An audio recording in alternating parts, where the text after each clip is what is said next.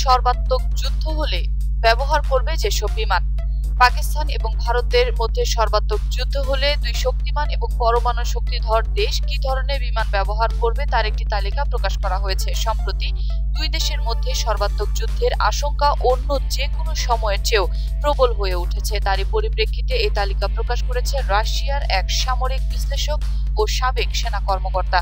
ভারত সম্প্রতি পাকিস্তান বিমান বাহিনী একটি যুদ্ধ বিমান ভূপাতিত করার দাবি করেছে। অন্যদিকে পাকিস্তানের সঙ্গে স্বল্পকালীন আকাশ যুদ্ধে অন্তত একটি মিগ বিমান হারিয়েছে ভারত।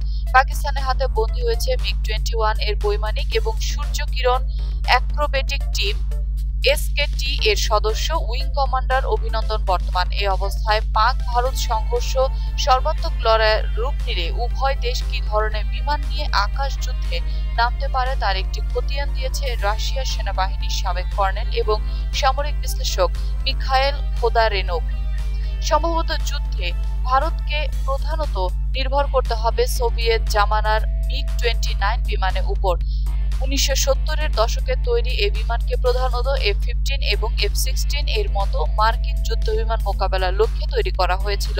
প্রথমে আকাশের যুদ্ধে আধিপত্য বিস্তারের জন্য তৈরি করা হলেও পরে মিগ-29 কে বহুমুখী যুদ্ধবিমান হিসেবে গড়ে তোলা হয়। এতে বসানো যাবে আকাশ থেকে আকাশে এবং আকাশ থেকে ভূমিতে ছোড়ার উপযোগী নানা ক্ষেপণাস্ত্র, এছাড়াও সুনির্দিষ্ট লক্ষ্যে আঘাত হানার উপযোগী বোমা বসানোর অবকাশ রয়েছে। ভারতের আকাশে যুদ্ধ ভান্ডারে অন্যতম বিমান Su-13 MKI 2 ইঞ্জিনে উন্নত মানের এই যুদ্ধবিমান 1990 এর দশকে তৈরি করেছে রাশিয়ার সুখোই কোম্পানি। 2002 সালে এই যুদ্ধবিমান ব্যবহার করতে শুরু করে ভারত। হিন্দুস্তান এরোনটিক্স লিমিটেড বা AHL বর্তমানে ভারতের জন্য তৈরি করছে এই বিমান।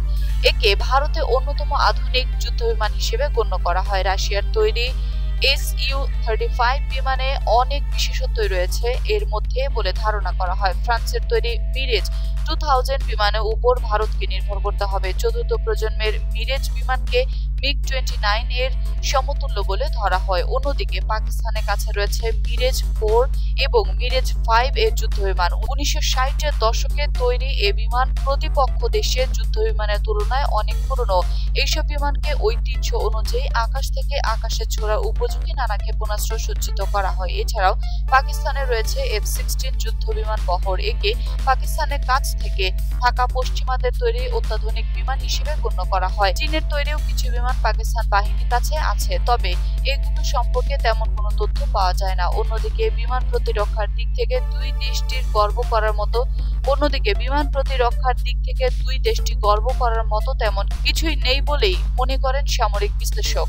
দুই দেশের বিমান প্রতিরক্ষা ব্যবস্থার সংখ্যায় অপ্রতুল। আজকের যুগে যে অত্যাধুনিক বিমান প্রতিরক্ষা ব্যবস্থা ব্যবহৃত হয় সে তুলনায় এগুলোকে বান্দাদার আমলের বললেও কম বলা হবে। ইসলামাবাদের হাতে রয়েছে সোভিয়েত S-75 উঁচু আকাশী বিমান প্রতিরক্ষা ব্যবস্থা। সোভিয়েত বিমানের এই ব্যবস্থা 1957 সালে প্রথম তৈরি হয়েছিল। ন্যাটো বাহিনীর কাছে এটি SA-2 গাইডলাইন নামে পরিচিত। অবশ্য চীনে তৈরি এই প্রতিরক্ষা ব্যবস্থা সম্পর্কে তেমন কোনো তথ্য নেই। এছাড়াও পাকিস্তানের কাছে রয়েছে 1970-এর দশকের শেষের দিকে তৈরি ফ্রান্সের প্রোতেল বিমান বিধ্বংসী ক্ষেপণাস্ত্র। সব ঋতুতে ব্যবহার উপযোগী এই ক্ষেপণাস্ত্র এখন ব্যবহার করছে ফ্রান্স। অন্যদিকে ভারতের রয়েছে দেশে তৈরি মধ্যম পাল্লার ভূমি থেকে আকাশে নিক্ষেপযোগ্য ভ্রাম্যমাণ ক্ষেপণাস্ত্র আকাশ।